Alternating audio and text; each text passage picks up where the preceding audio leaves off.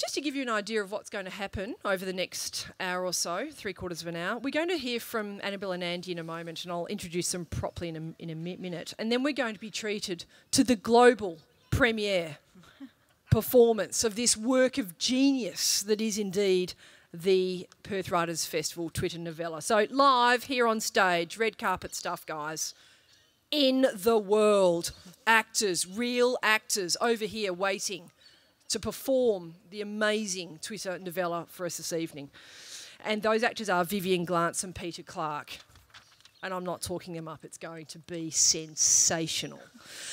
So, now to our guests. If you happen to not already know them, Annabel Smith. She is the author of several books, her most recent being The Ark, for which she received a prestigious Creative Australia Fellowship from the Australia Council.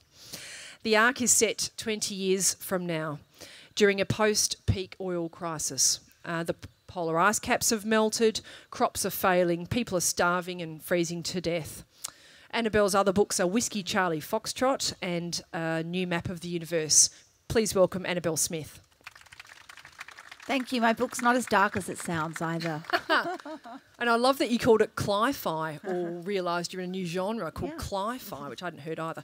Those of you who haven't been living under a rock for the last 5 years will know Andy Griffiths, who is one of Australia's most popular children's authors. He's best known for the Treehouse series, the Just books, and The Day My Bum Went Psycho. Over the last 20 years, Andy's books have been New York Times bestsellers, adapted for the stage and TV, and have won more than 50 Australian Children's Choice Awards. Among others, Andy is an ambassador for the Indigenous Literacy Foundation. Please welcome Andy Griffiths.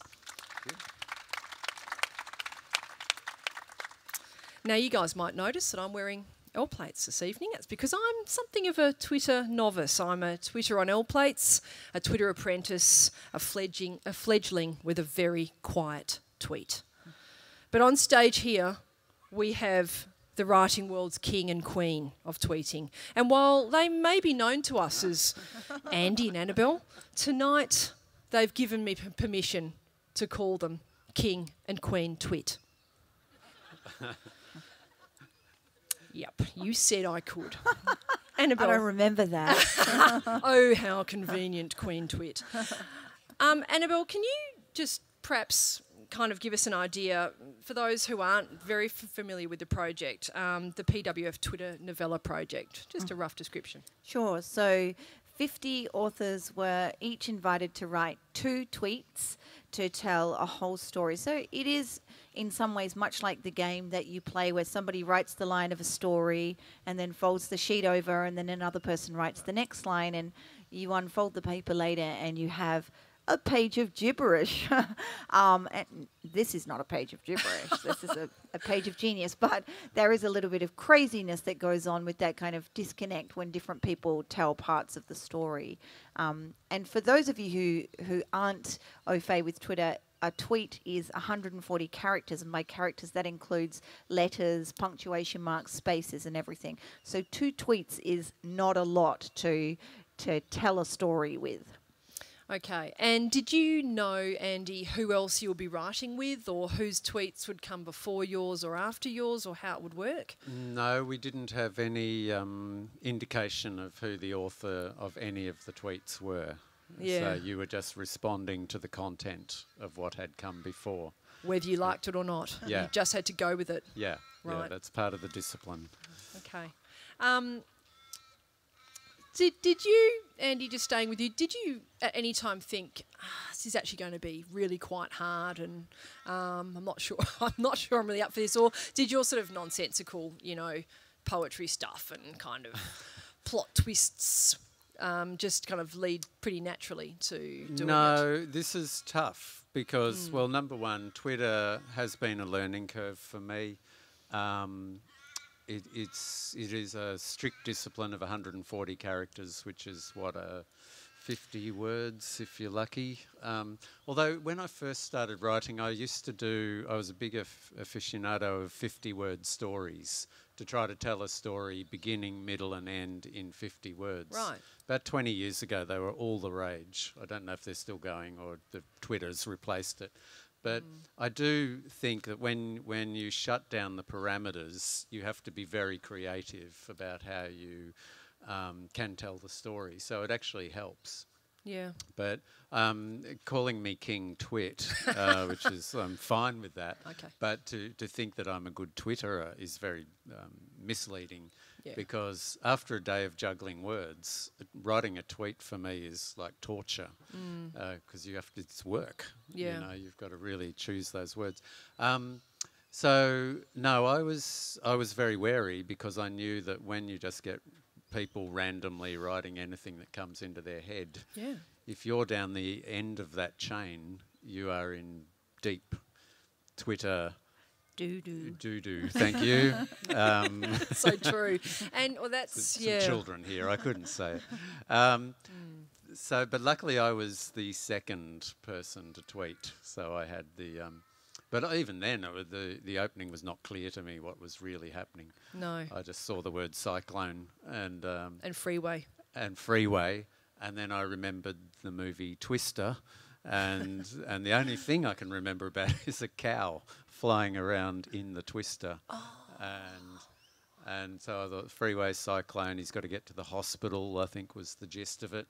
So I thought, well, let's have a cow, and I'll just jump on the flying cow and go to the hospital, and then it's not my problem anymore, and passed it on to the next person. Yeah, and Annabel, did you, when you saw what was before you, because interestingly, Annabel actually wrote the last two tweets, which was possibly the hardest job, apart from writing the first two, which would set the tone for the entire novella, the creative work of genius that soon you guys will be performing live on stage here very, very soon, very soon.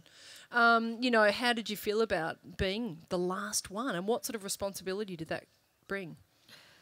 I had no idea when I signed up for it the responsibility that it brought. And basically, I think when I received the story so far, what I wanted was a list of everybody who had contributed, and I wanted to track them down and kill them all, especially the person who introduced the flying cow into the story. Well, it's not my fault. People could have dropped it if they'd wanted it.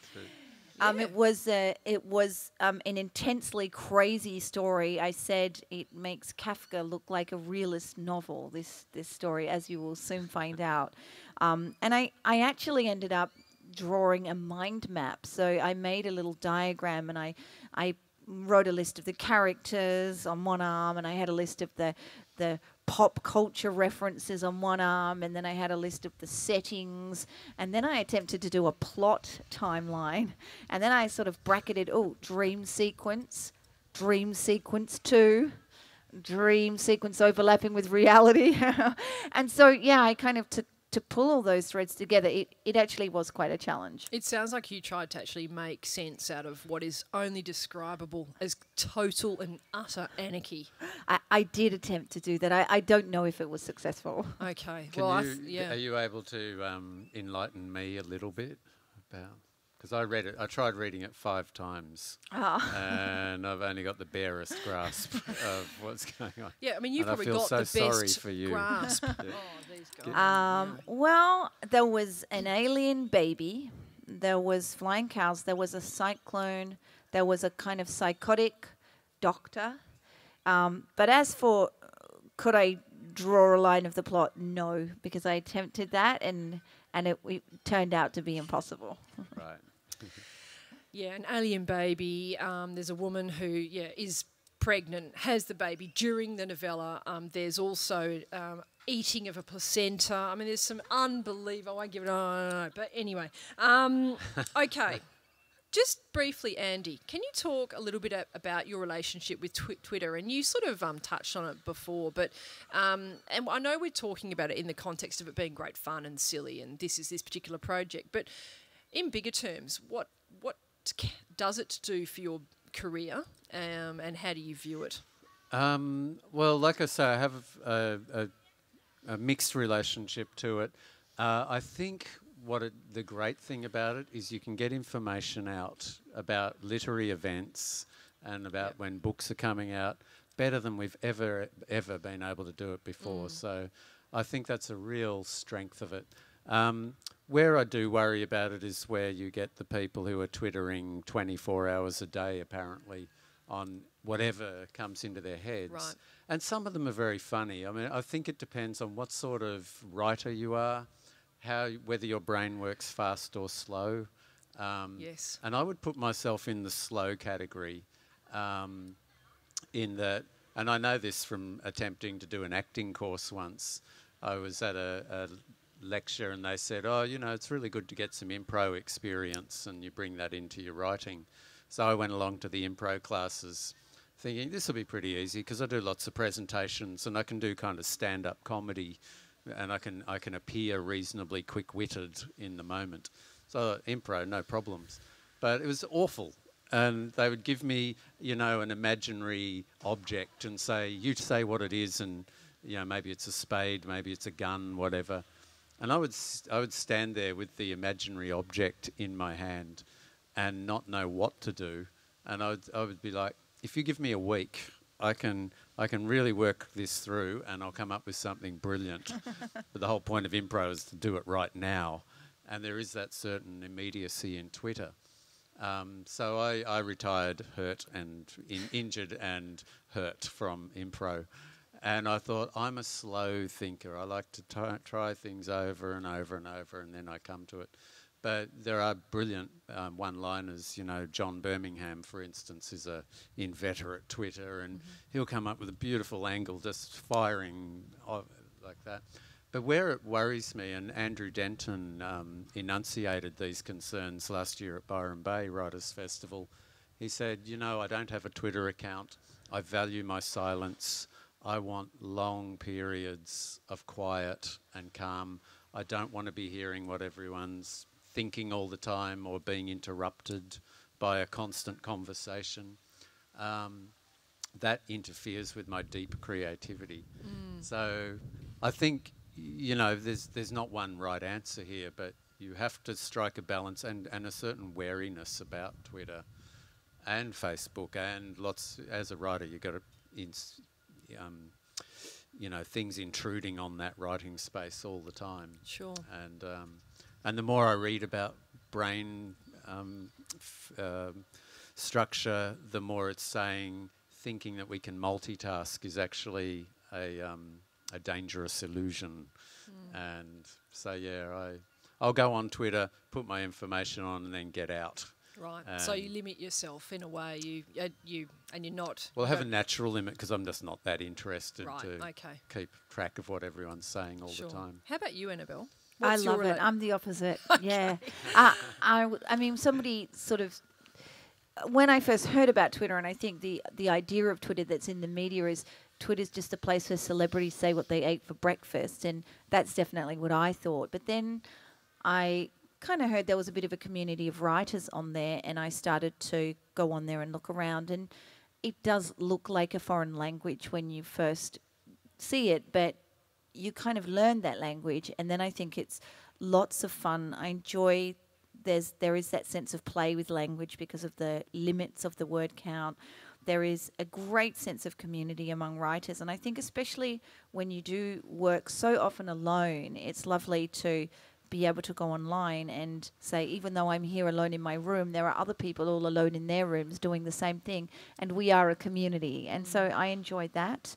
I find it, I think perhaps more than anything, a way of having the internet curated for me by people I'm interested by. So people share links on Twitter. So instead of, you know, people used to say surfing the net, and that just means that you sort of randomly cruise from one article to another. Well, I never surf the net because I have a constant stream of people basically saying, I thought this article was great, and they're people who I'm interested by. So I'm likely to be interested by what they recommend. So I find it brilliant in that sense. That's really interesting. And I enjoy the banter. I mean, some people are incredibly skillful at bantering back and forth, and I find it's a mode I can get into. And in fact, it is, in terms of what you were saying about deep thinking, in that sense, it can be counterproductive, because I find after a while I start to think in tweets, and I kind of convert everything into like a a witty soundbite, and then imagine not capable of having a proper conversation.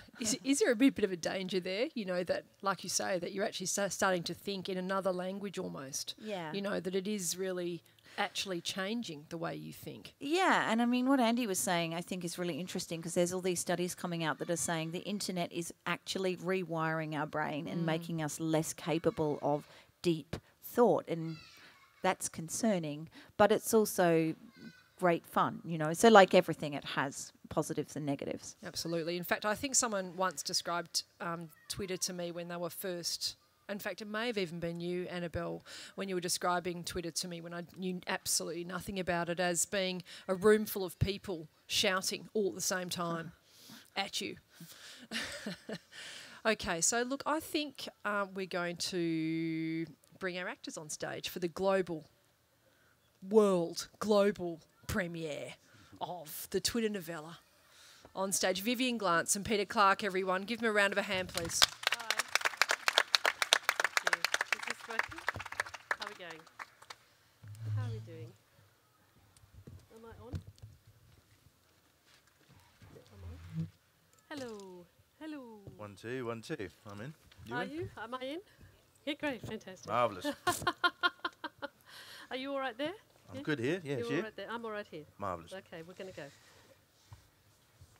The freeway is not what the name suggests. Hashtag, it's a car park. Hashtag, move. Hashtag, I'm late. Hashtag, I'm late. Hashtag, for a very important date. Anyone else thinking of panicking? Freeway now jammed, people starting to abandon their cars, but no sign yet of hashtag tropical cyclone Beck. Never walked on the freeway before. Sky too blue. Hold on, Em. King Edward Hospital, here I come. Hashtag tropical cyclone Beck will have to wait. A cloud passes over the sun. The wind picks up. It's strong. Too strong. A cow hurtles through the air towards me. I reach up and... Grab onto its udders with both hands. I crawl up onto the cow's back and, using its ears to fly up, up and away. Hashtag moving. She has pretty eyes and soft bat wings, and she's not worried.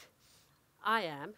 Whoever created her won't just let us fly away. Hashtag go Frankencow. Can't worry about that now. All speed, my genetically engineered bovine steed. To King Edward's before it's too late. Hashtag cow parking. This is nothing like the flying Frankencow Corp simulator back in the early days of New MacDonald's farm. Who made this rogue model? I tell myself to focus on my simulator avatar. Helen Hunt, Circa, Twister, the movie that gave the world the flying bovine flyer Mark I. I land the bovine flyer at the hospital. Trees are whipping about in the storm. I rush in. Where is M? She's using her Morticia avatar, which means she's really not feeling well, IRL. In real life. Dark comfort. The Morticia avatar is fading to a shimmer. M, are you fading too? Reception screen says no human contact allowed. Hashtag machines rule. Nothing for it but to smash the screen. Ward doors spring open. I hear you, Em. Hashtag storm is inside now. Hashtag I am Bron, the raging storm. The doctor seems strangely familiar. M senses it too. Funny eyes, shaky hands, no gloves. A memory trending in Twittersphere. Hashtag I am the scary bogus doctor. I cast my mind back, try and remember where I've seen the doctor before, but there is nothing there, nothing before the freeway. Have I imagined the game? Or myself? And why is the doctor so familiar? Then I remember. He's the creepy man who lived in the creepy house down the road when I was a kid. But I thought he died long ago. You know, I heard that he'd half-eaten by his cats before he was found. Well, how can that be? You're masquerading as a doctor when he's dead. Oh, wait. I see what's happening here. I'm dead. Or halfway there. We're is halfway to dead anyway. Hashtag good metaphor for peak hour. Now, come on, Bron talks to self. This is no time to think in hashtags. You have to go to the hospital and not in a body bag. And we're off, flying at the speed of dial-up. Keep it together, Bron Jovi. Don't fall asleep again. Hashtag can this traffic go any slower? One off ramp and I'm out of here. But there's a guy up ahead and... Hey, you can't do that. Hashtag road rage. Looks like a creepy man. Hashtag am I awake? No. No! You can't park a truck on the off-ramp. I'ma take my chances with the creepy gloveless man on my roof. I'm coming, Em. Oh, I get it now. We could see for miles up here. It's the Audi behind me that properly wakes me up, tooting its European horn. A gap of 3 precious car lengths has Yawned open, and I edge forward, wave my apology to the grumpy face in my rear view, blink away the urge to slip back to sleep. This narcolepsy will be the death of me. If the epilepsy doesn't get me first, though catalepsy scares me most when I'm driving. Easy, Bron, easy.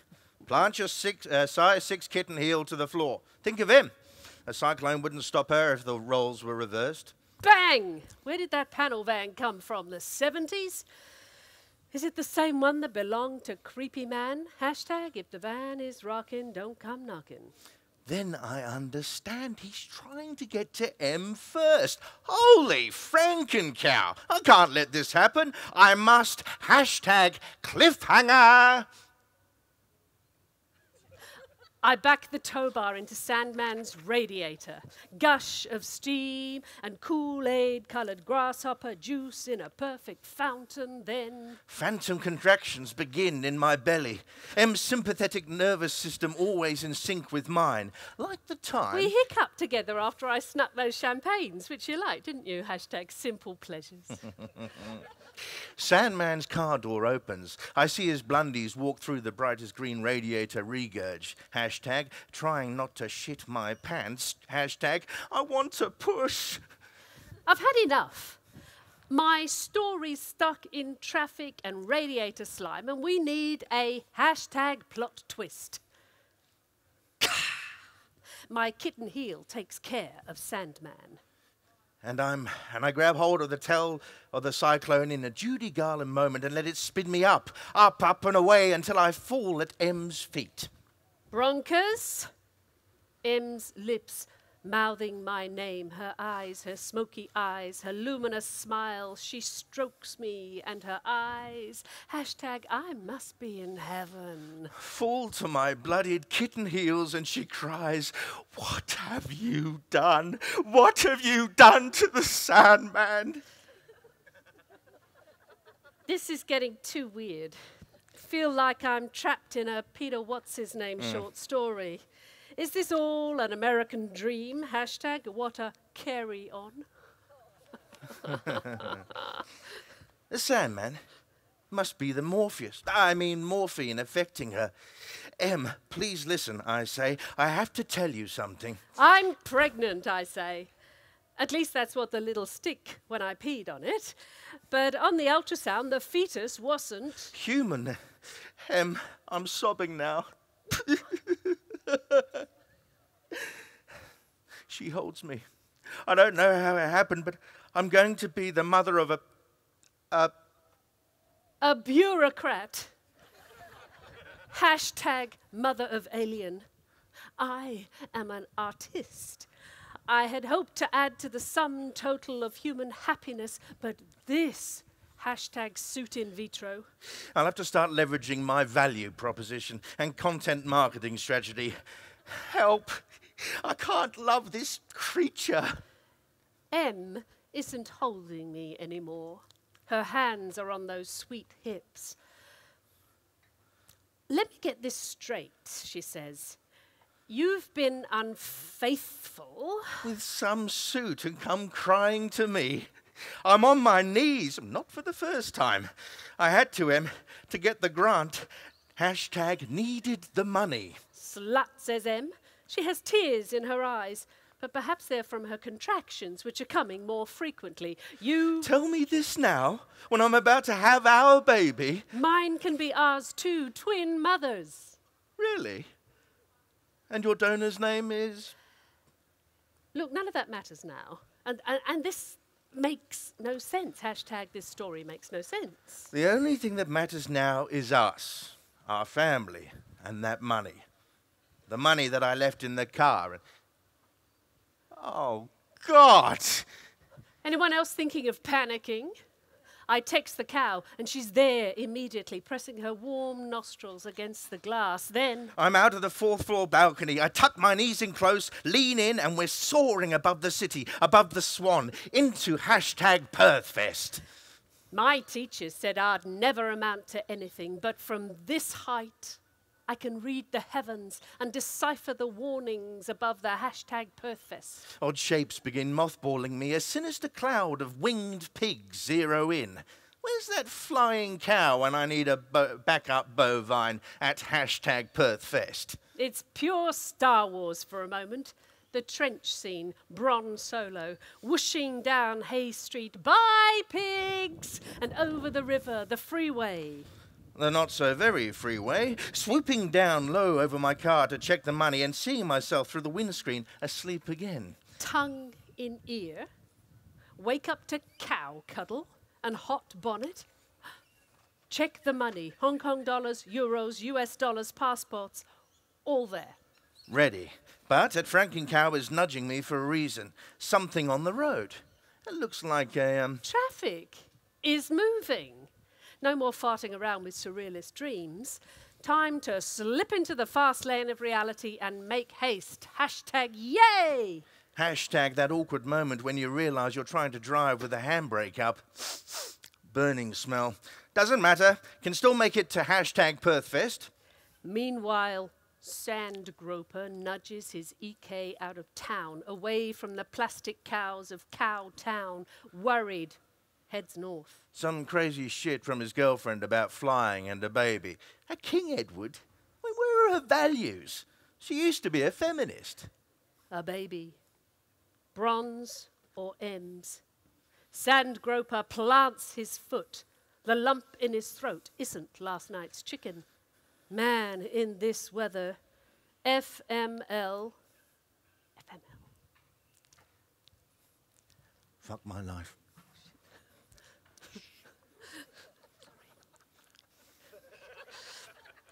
A baby. 2 years ago, he would have shat bricks. Now, no.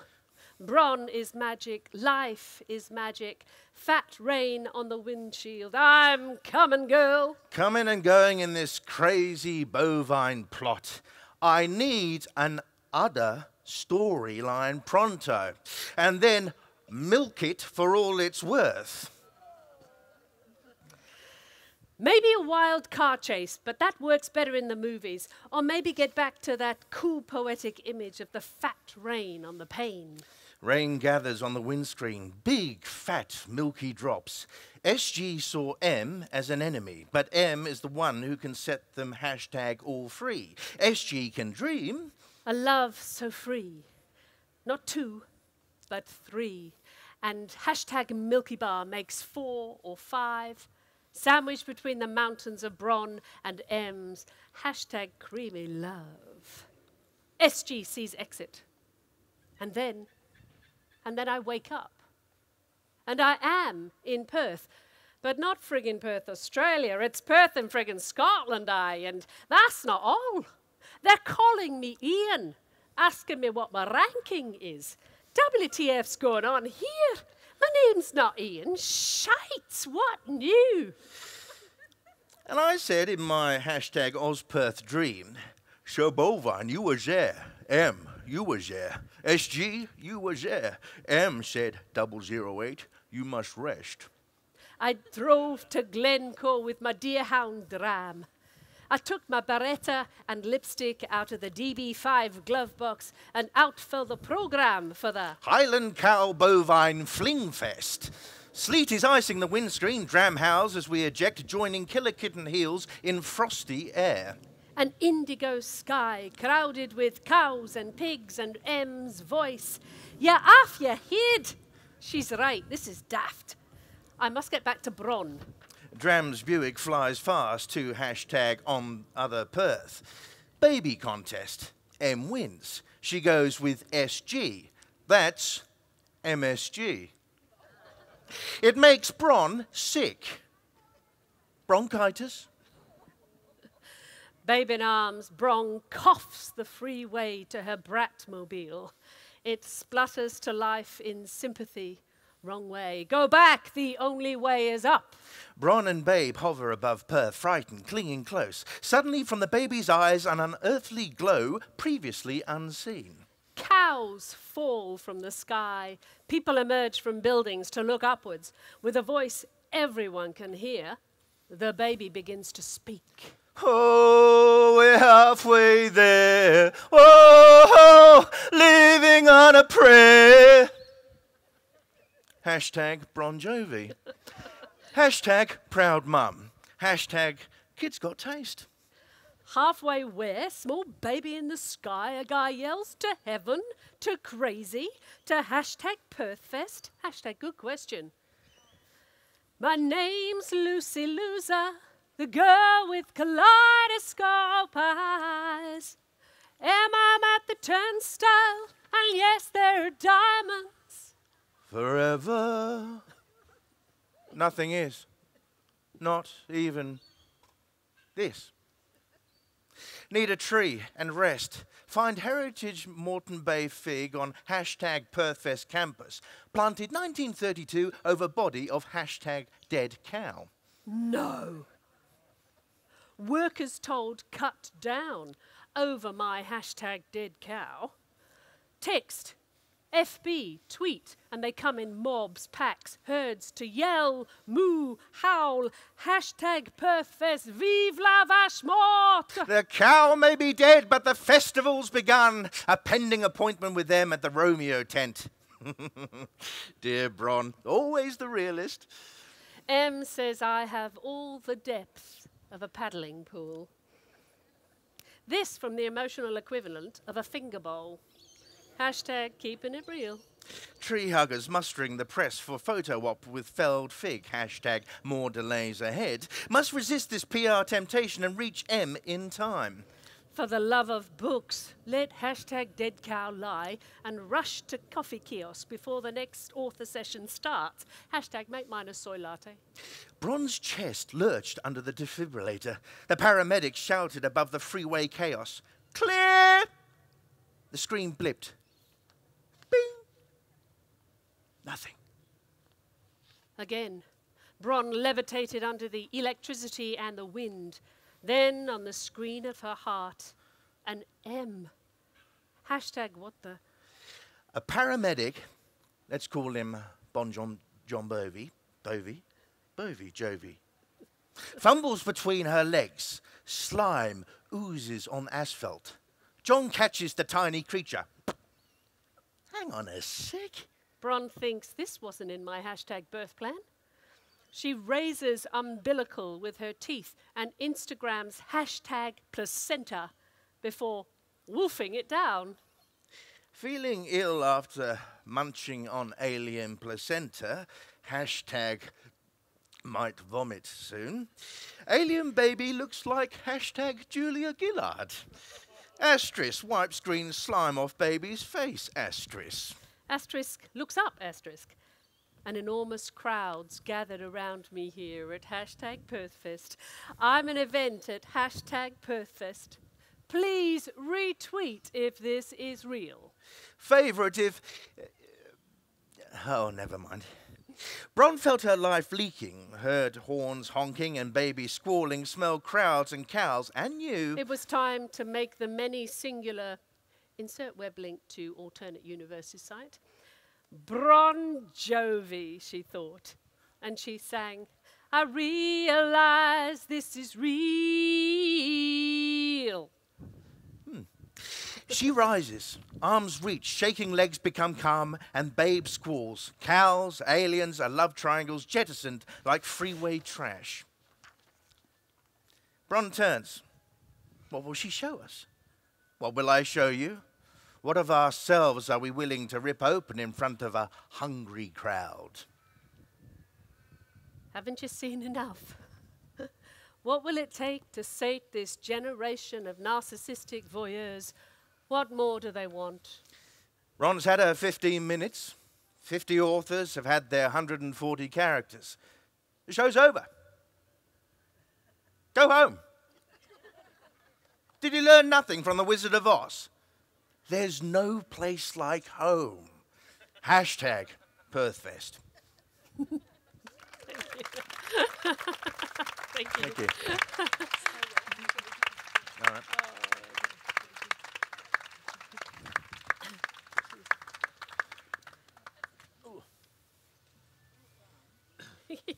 There we go. Thank you.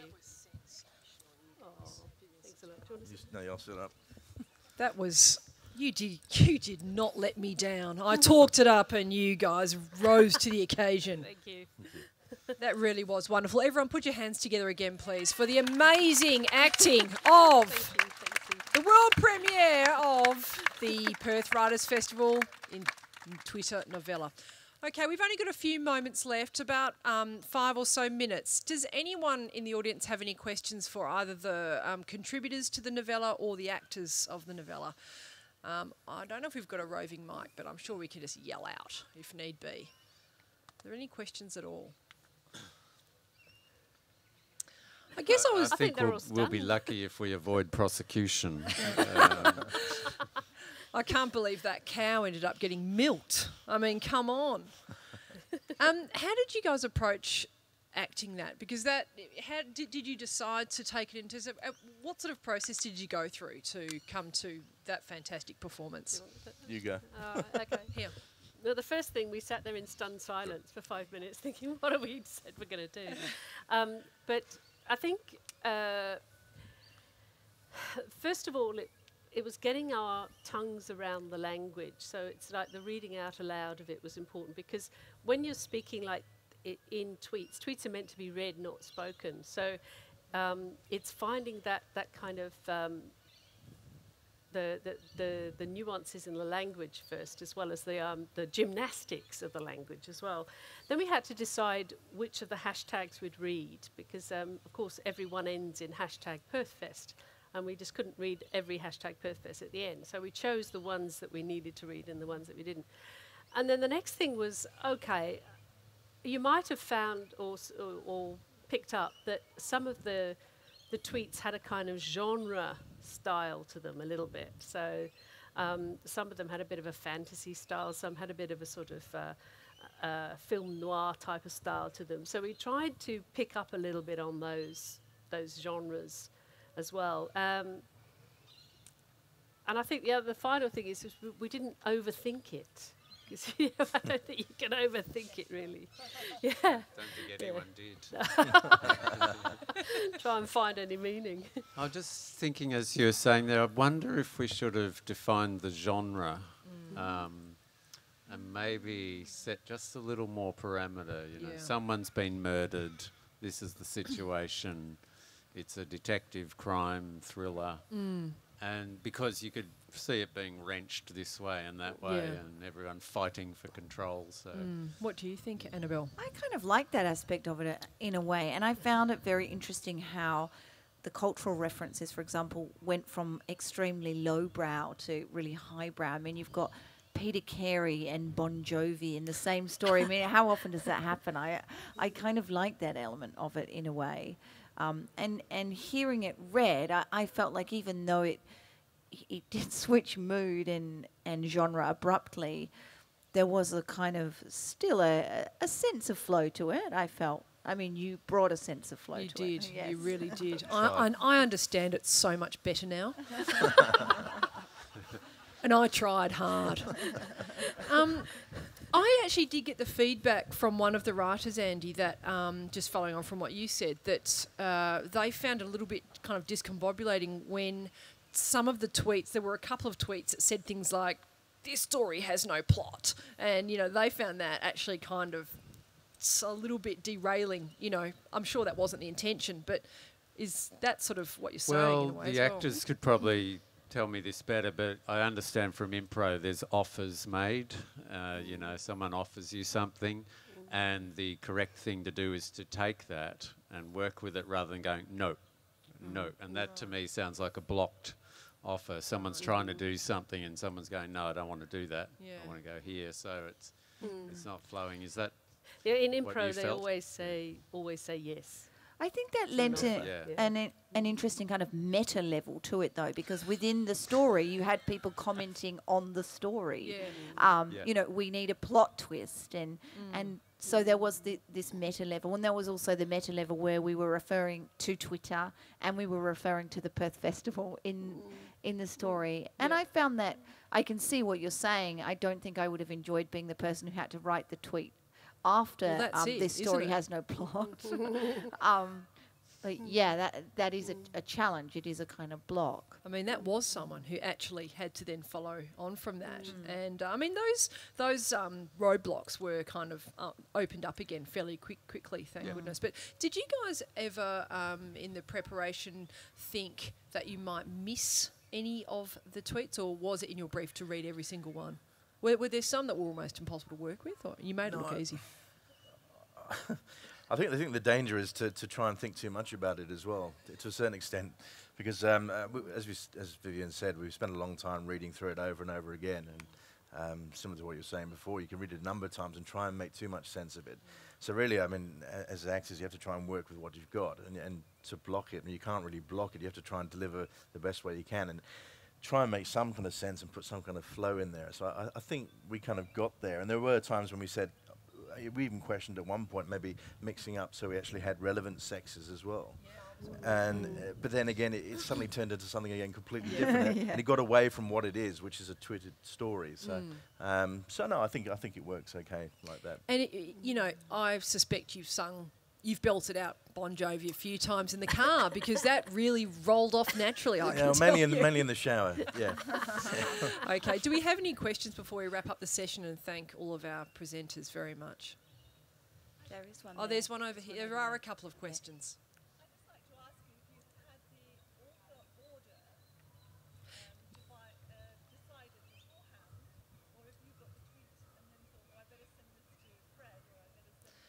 Okay, so the question is, did the contributing writers have the author order beforehand? No, we didn't, did we? There was someone controlling it all. A silent, Shall we nameless blame? person who is here, hiding. I think it was totally random, though. Is that correct? That the order that it went to. Come on, It show went your in, face. yeah. Oh, there she is! There she is, The Maria. Hitler! It was totally random. Yeah, so you couldn't think, oh, this story's going in a certain direction, so I'll pass it to this author next. It just went back to Maria, and she worked her evil magic, depending on how much she liked people.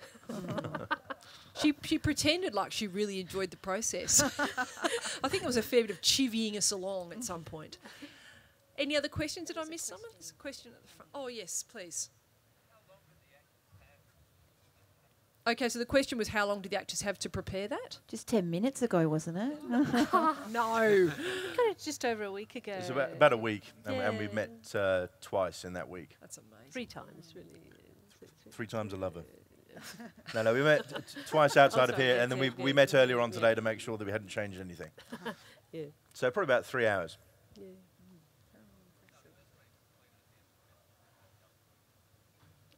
Sorry, we couldn't hear that.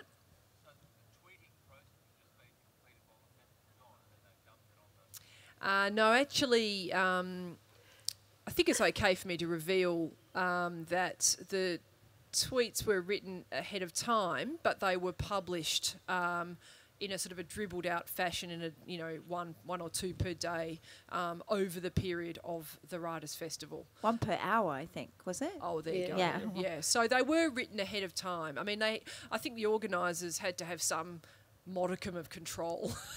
I mean, you couldn't, for example, end up with a scenario that someone just didn't deliver their tweets. So yes, it was written slightly, but not a lot ahead of time, and then published over the last few days.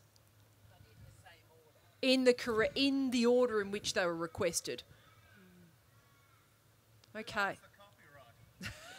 I'm happy to hand that over to Perth Writers Festival, frankly. Thank you so much, everyone, for your interesting questions, for your attention and for your good humour this evening. It's been a really fun session. Thank you to our actors, Vivian Glantz and Peter Clark. Thank you to Annabel Smith and Andy Griffiths. Thank you very much. Thank you, Deb. And enjoy the closing address.